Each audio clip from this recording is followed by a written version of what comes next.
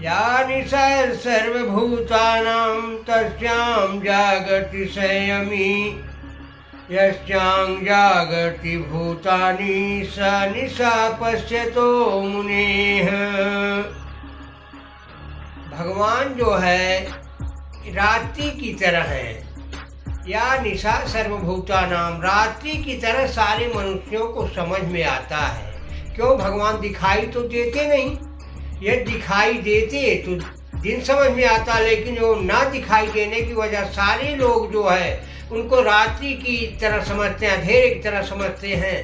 या निशा सर्वभूतानाम तस्याम जागृति संयमी, और उसी ईश्वर को संयमी लोग जो हैं, जो ईश्वर से जुड़े हुए हैं, जो योग साधना में हैं, जिनका कर्म आराधना का है, वो उनको जो है उसी में वो जागते हैं, देखते हैं।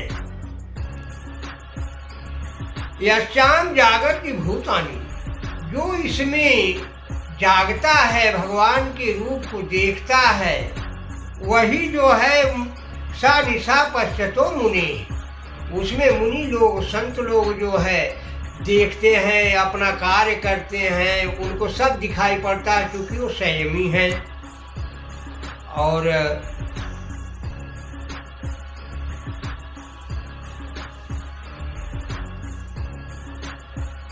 नामाम कर्माणि लिप्यन्ति नामे कर्णकये स्पृहा इति मां योति जानाति कर्म भिन्न स बध्यते। मुझे जो है कर्म लिपायमान नहीं करते, माने मैं उसमें जो है आश्रित नहीं होता, और कहें कि उनके हम बस में नहीं होते, वो हमारे लिए कोई माने नहीं रखता। कर्म जो है, कर्म पहले बताए हैं कि यज्ञात कर्मणो, यज्ञ करना ही कर्म है, माने ईश्वर की आराधना करना ही कर्म है। तो वह कर्म जो है भगवान कृष्ण कर रहे हैं, वो हमें नहीं बांटता, ना मैं उनमें लिपायमान होता हूँ, और न बांट सके, मेरे को आसक्ति उसमें नहीं होती, कोई कर्म फल हमें नहीं चाहिए।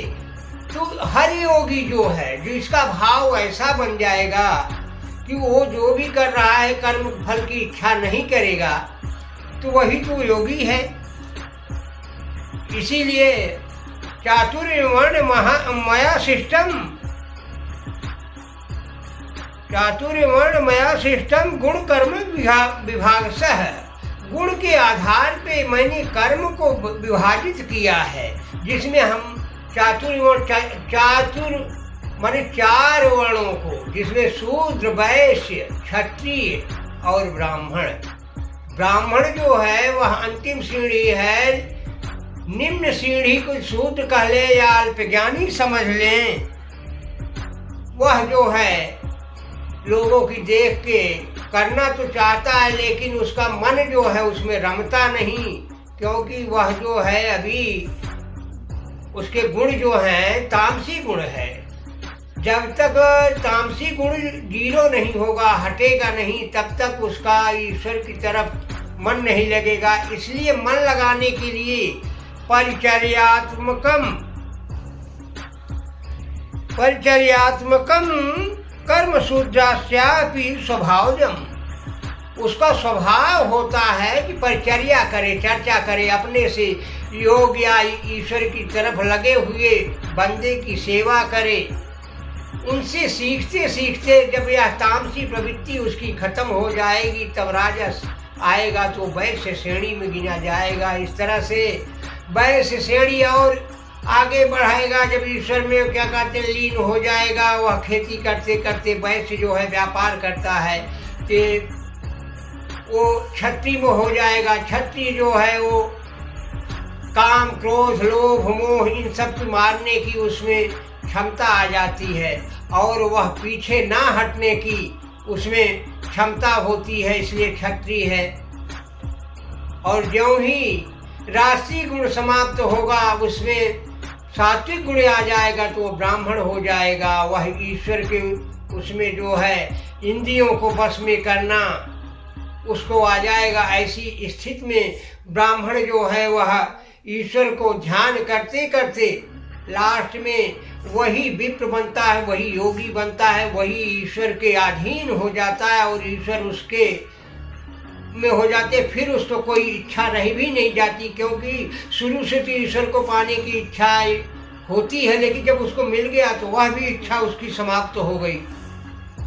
तो इसीलिए रामायण में भी तुलसीदास बाबा ने लिखा है, अरे पुण्य एक जग मानहि दूजा, पुण्य एक जग मानहि दूजा, मन क्रम वचन विप्र पद पूजा। ब्राह्मण की सेवा करे, विप्र की सेवा करे, जो ईश्वर में लीन है, जो ईश्वर को पा चुका है, उस विप्र की सेवा करने पे ही पुण्य प्राप्त होगा। पुण्य एक जग मह नहीं दूजा, दूसरा संसार में रास्ता नहीं है कि पुण्य आप प्राप्त कर सको। तो ब्राह्मण की सेवा करो, विप्र की सेवा करो, पुण्य अर्जित हो जाएगा। और जब पुण्य अर्जित होते होते आपके पास बंडल बन जाएगा, बहुत सारा पुण्य हो जाएगा, तो पुण्य पुंज बिनु मिलहि न संता। जब का पुण्य का पुंज नहीं होगा, जब तक बंडल नहीं होगा, इकट्ठा पुण्य नहीं होगा आपके पास, तब तक संत नहीं मिलेंगे।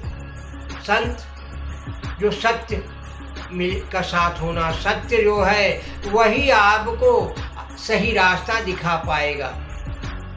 तो पुण्य पुंज बिनु मिलहि न संता, असत संगति संसित करे अंता। यही सत्य का साथ। संत जो है वो सत्य मार्ग पे चल रहा है। इस ब्रह्मांड में ईश्वर से बड़ा या ईश्वर के अलावा कोई नहीं है, उसी की आराधना में संत लगा हुआ है। वह संत आपको जब मिलेगा तो इस आवागमन से छुटकारा दिला देगा।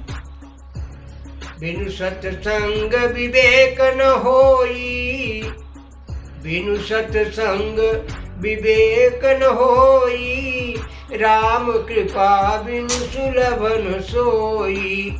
जब तक सत्य का साथ नहीं होगा तब तक आपको विवेक नहीं मिलेगा। विवेक, इस ज्ञान को मथने पे जो अंतिम तत्व निकलता है विवेक, वह विवेक आपको ईश्वर की जानकारी कराएगा।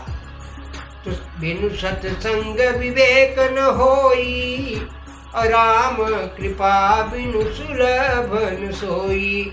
लेकिन वह संत आपको मिलेगा कब? जब ईश्वर की कृपा होगी।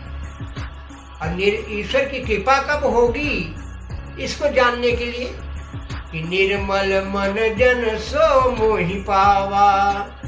जिसका मन निर्मल होगा वो मुझे प्राप्त करेगा, ऐसा भगवान राम ने कहा है कि निर्मल मन जन सो मोहि पावा, अमोहि कपट छल छिद्र न भावा।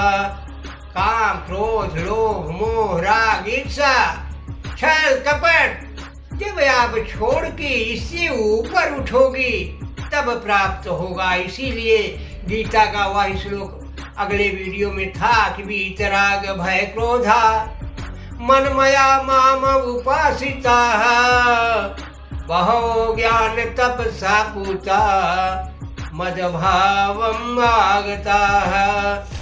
जब इससे ऊपर उठ जाओगे तब वह ईश्वर आपको मिलेगा।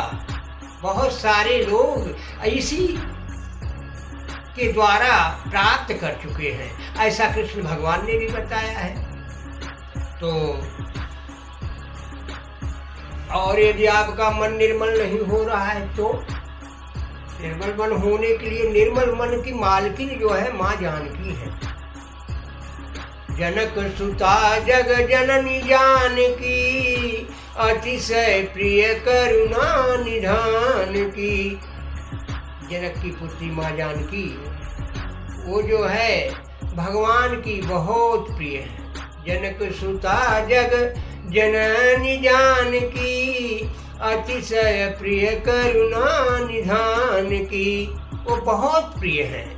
किसको? भगवान राम को माँ जानकी बहुत प्रिय हैं, लेकिन प्रिय होने की वजह से ही ताके जुगपद कमल मनाऊं, जाके जुगपद कमल मनाऊं, जासु कृपा निर्मल मति पाऊं।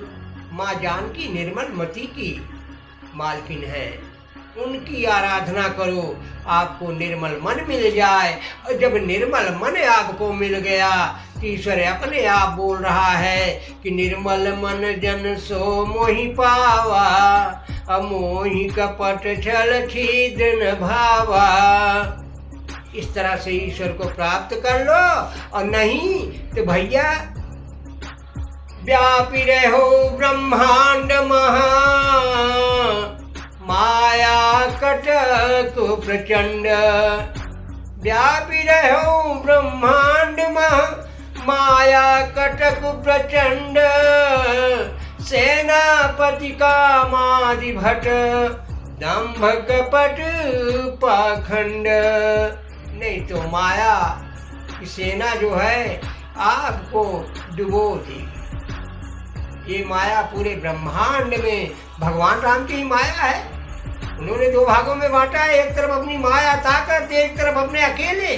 तो जो माया के चक्कर में जाएगा तो माया में प्रकृति जो है आपको भटका के रखेगी। माया कटक प्रचंड, उसकी सेना प्रचंड बहुत ताकतवर घूम रही है। कैसी? व्यापी रहो ब्रह्मांड महा, माया कटक प्रचंड। सेनापति कामादि भट। सेनापति कौन है? उनकी सेना के सेनापति काम। काम माने इच्छा।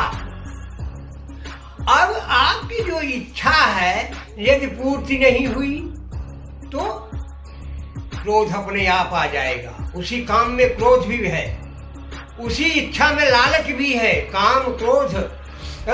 तो ऐसी स्थिति में आप इस दुनिया में रह के मनुष्य योनि में आके ईश्वर को नहीं प्राप्त कर पाओगे।